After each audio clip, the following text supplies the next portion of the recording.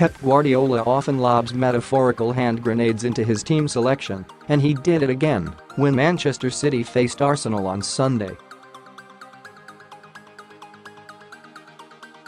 Nobody predicted that Fernandinho would slot in at centre-back against the Gunners, even when they had the names of the 11 players staring them in the face.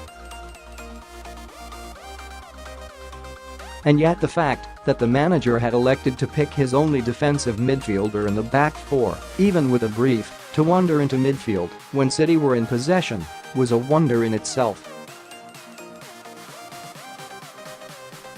John Stones was left on the bench, a £47 million defender bought for his great potential in terms of being a defender who could stride into midfield with authority.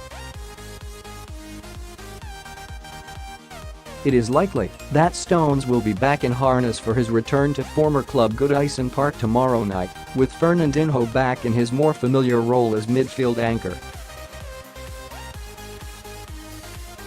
The reasoning behind Guardiola's surprise selection was being stabbed at after the game, and the sight of him sharing a long affectionate hug with the Brazil star in the tunnel after the game told its own story.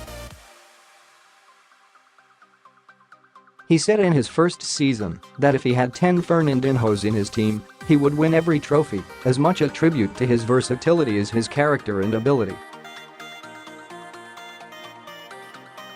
And that was at the nub of his answer when asked whether Stones should be worried that he is being left out for a midfielder, as well as the fact that he wanted to cram all of his best midfield stars into the team.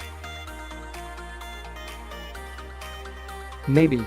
He's one of the cleverest guys I have. He's not stupid, but the reason why I took the decision he understood," said Guardiola.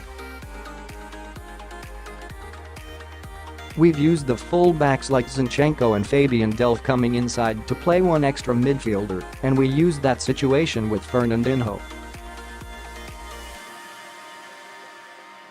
And I saw Ilkay Gundogan in the last period was in incredible top form, and that's why I wanted to use more midfielders in that game. Maybe tomorrow I will use another way. It depends on how they defend or attack." He, Stones, knows he has to be ready because he is going to play.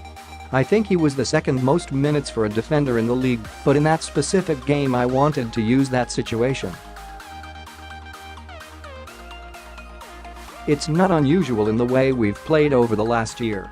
Pressed on the fact that Stones was bought specifically because he could play that role, Guardiola said, "That's true, but it's in the moment what I feel. The capacity, the skills are always there, but after we see the players." Stones had a nightmarish return to Goodison in his first season with City as Guardiola suffered the heaviest defeat of his career, a 4-0 shellacking. But that performance will have no bearing when Guardiola picks his team tomorrow night. "At Goodison it wasn't only John Stones who struggled, everyone struggled a lot," he said. "We didn't lose because of John Stones, come on. When people say he plays good, that's the reason for their teammates helping him to be good. For example, at Newcastle our strikers did not play good, but our process from behind was slow, not good, and it's difficult." Against Arsenal it was quicker and more aggressive in its intention. When one player received the ball, the way he controlled, his body language, his aggression, you read it immediately, and even at 1-1 the team was playing good. That's what happened, but at Newcastle it didn't.